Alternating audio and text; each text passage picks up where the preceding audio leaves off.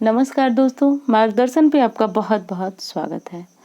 दोस्तों, करवा चौथ बहुत नज़दीक आ चुका है और उम्मीद कर रही हूँ कि आप सब अपनी अपनी तैयारियां पूरी कर चुके होंगे। पर दोस्तों, तैयारियों के बीच आपको ये भी ध्यान देना है कि जो भी पूजा पाठ से जुड़ी हुई चीज़ें हैं, उनमें से अगर कोई चीज़ छूट जाती है तो हमें बहुत ज़्यादा समस्या होती है और ऐन वक्त पे अगर वो चीज़ें नहीं मिल पाती हैं तो उससे हमको बहुत ज़्यादा परेशानियों का सामना करना पड़ता है।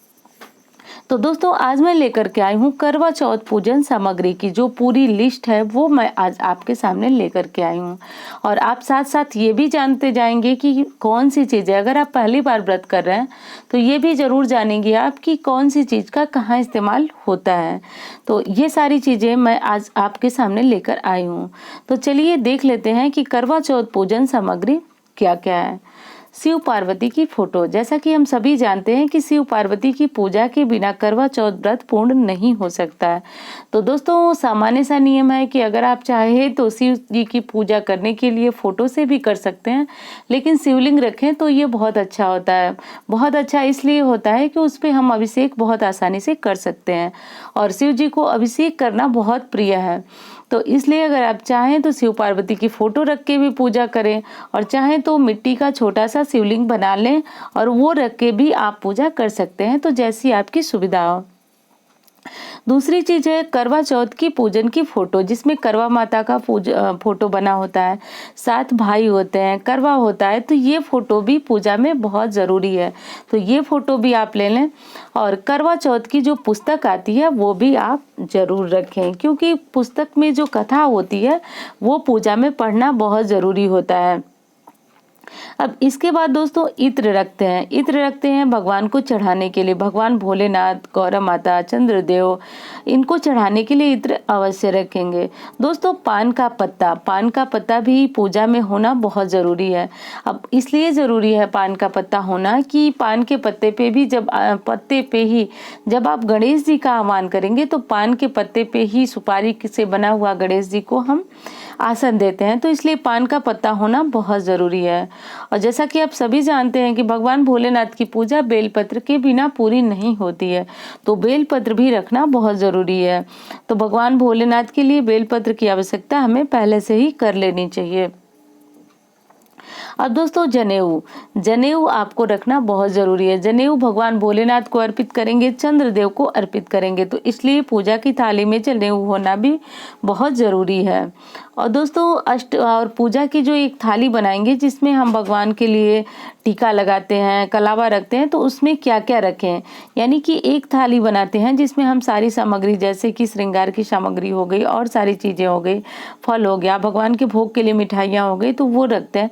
पर एक ऐसी थाली, एक ऐसा प्लेट जरूर रखना चाहिए जिसमें आप अष्टगंध रखें, रोली, चंदन, सिंदूर, कलावा, ये सारी सामग्री आप रख सकते हैं।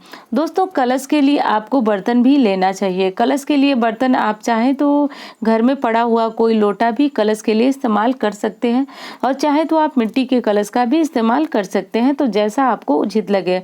वैसे पूजा में स्टील के कलश का प्रयोग न करें तो ये बहुत अच्छा होगा। दोस्तों, फूल की व्यवस्था भी हमें पहले से कर लेनी चाहिए, यानी संध्या के समय पूजा करना है तो सुबह के समय हमें फूल मंगवा करके रख लेना चाहिए। दोस्तों, 16 श्रृंगार की सामग्री माता को चढ़ती है और वही चीजें जो है सास को दी जाती हैं। तो बहुत जगह पे इसका नाम जो है सास की थाली की भी बोला जाता है, बहुत जगह पे बायना बोला जाता है, तो जो भी बोला जाता है, पर उसमें 16 श्रृंगार की सामग्री होती है। और अगर सास नहीं है या फिर अगर आपके पास नहीं है, तो अगर आप चाहें तो सास के जैसी कोई सम्माननीय महिला को आप ये चीजें दे सकती हैं। अब दोस्तों, एक अर्घ देने की थाली आपको लेनी चाहिए। अर्घ देने की थाली हो और उसमें लोटा हो, चलनी हो, और आगे मैं बताऊंगी कि चंद्रदेव की पूजा करने के लिए कौन कौन सी सामग्री और लगती है, तो फिर आप उस तरह से थाली में वो चीजें रख लीजिएगा। अब दोस्तों बात आती है कि करवा भरने के लिए हमें किस चीज़ का इस्तेमाल करना चाहिए।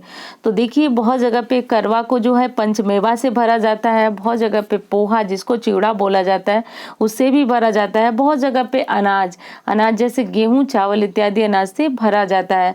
तो जिन चीज़ से आपकी स्थानीय मान्यता जो है जिससे भरा जाता है आप उन चीज़ों की व्यवस्था पहले से कर लें।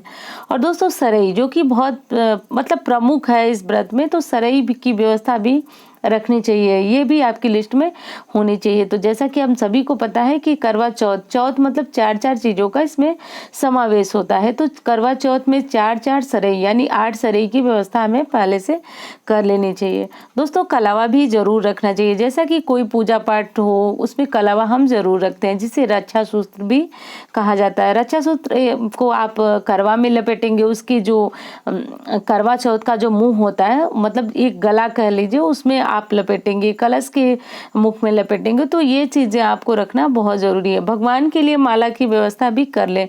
माला आप चाहे तो ताज़े फूलों की रख लें, चाहे जो आर्टिफिशियल माला बाजार में मिलते हैं वो रख लें, माला ज़रूर रख लें। दोस्तों जो चौकी होती है जिस पे कपड़ा बिछा करके हम भगवान का पूजा करते हैं, तो उसमें पीला या लाल कपड़ा, उसके लिए आप पहले से ही अपने लिस्ट में लिख लें और उसकी व्यवस्था कर लें। अगली चीज़ है दोस्तों नारियल, जिसको श्रीफल भी कहा जाता है। आपको पता है कि श्रीफल के बिना कोई पूजा पाठ हमारा पूर्ण नहीं होता है। तो आप श्रीफल भी अपनी लिस्ट में जरूर लिख लें, देख लें, अगर आपने नहीं मंगवाया तो उसके लिए भी मंगवा लें। ये नारियल जो है पानी वाला ही होना चाहिए। दोस्तों दीपक कर्म साक्षी होता है, तो दीपक भी हमें जरूर चाहिए। दीपक आप आटे का भी बना सकते हैं, मिट्टी का भी बना सकते हैं, चाहे तो आप जो पीतल के दीपक पूजा में हम इस्तेमाल करते हैं तो वो दीपक भी आप ले सकते हैं। अब दोस्तों बात करते हैं भोग की, कि भगवान को भोग किस चीज़ का लगाना चाहिए। तो देखिए भोग में भी हमारी अलग अलग स्थानीय मान्यताएं होती है। कहीं कहीं पे पुआ का भोग लगता है और कहीं गुलगुला लगता है, कहीं पे पंचमेवा होता है और कहीं पे सफ़ेद मिठाइयाँ होती है, कहीं पे खीर होता है। तो जो भी आपकी स्थानीय मान्यता हो उस अनुसार आप भगवान को भोग लगाएं। और दोस्तों इस प्रकार करके आप शिव पार्वती जी, गणेश जी और करवा माता का पूजन करें और इतनी सामग्री में आपका व्रत जो है वह संपूर्ण हो जाता है। और दोस्तों एक चीज़ और बताऊंगी कि देखिए करवा चौथ में आप लोग अपने थाली को सजाते हैं और जो चलनी सी जिससे हम चांद को देखते हैं उसको सजाते हैं आप, और अच्छी बात है, इन सबको अच्छी तरह से सजा भी लेना चाहिए। पर दोस्तों बहुत ज़रूरी बात है कि चंद्र आह्वान किस प्रकार करेंगी आप। चंद्र आह्वान करना और चंद्र की जब आप चंद्र पूजन कर रहे हैं उस समय हमारी थाली में क्या क्या चीज़ें होनी जरूरी है। तो देखिए दोस्तों जैसा कि अलग अलग जगहों पे इसकी पूजा अलग अलग तरीके से होती है। तो कुछ जगहों पे नियम है कि चंद्रदेव का आह्वान करने के लिए पलाश की पत्ती पे चंद्रदेव को बनाया जाता है। अब चंद्रदेव को किस प्रकार बनाया जाता है, तो बहुत ज़्यादा जगहों पे तो यही देखा जाता है कि चंद्रदेव को बनाने के लिए जो अखंडित चावल जिसको अक्षत बोला जाता है उसे अर्ध चंद्र की आकृति तैयार की जाती है। तो सुनिए, अगर आप इस प्रकार नहीं कर पाते हैं तो आप कोई सिक्का ले लें, सिक्के को ही चंद्रदेव का रूप माने और उनका आह्वान करें। आह्वान इस प्रकार करना है कि हे चंद्रदेव आप आइए, मैं आपका पूजन करूंगी। तो आंखें बंद करके मतलब एक आपको कल्पना करना है और इस प्रकार करके उसी चंद्रदेव को आपको इत्र अर्पित करना है और नारियल अर्पित करना है, सफ़ेद उनके लिए भोग जरूर बनाना है। तो दोस्तों सफ़ेद मिठाइयाँ जो दूध से बनी होती हैं उनसे आप चंद्रदेव को भोग लगा सकते हैं और इसके बाद आप इत्र जरूर अर्पित करें। और दूसरी चीज़ है कि सफ़ेद वस्त्र भी चंद्रदेव को अर्पित किया जाता है। तो सफ़ेद वस्त्र अगर आप अर्पित करते हैं तो बहुत अच्छी बात है, नहीं करते हैं तो कोई बात नहीं, कलावा को ही वस्त्र स्वरूप माना जाता है। तो वस्त्र की कल्पना करके कलावा को तोड़ करके चंद्रदेव को वस्त्र अर्पित कर दें। और दोस्तों चंद्रदेव को अर्घ देने के लिए एक थाली लेनी चाहिए, जैसा कि मैंने अभी आपको लिस्ट में बताया।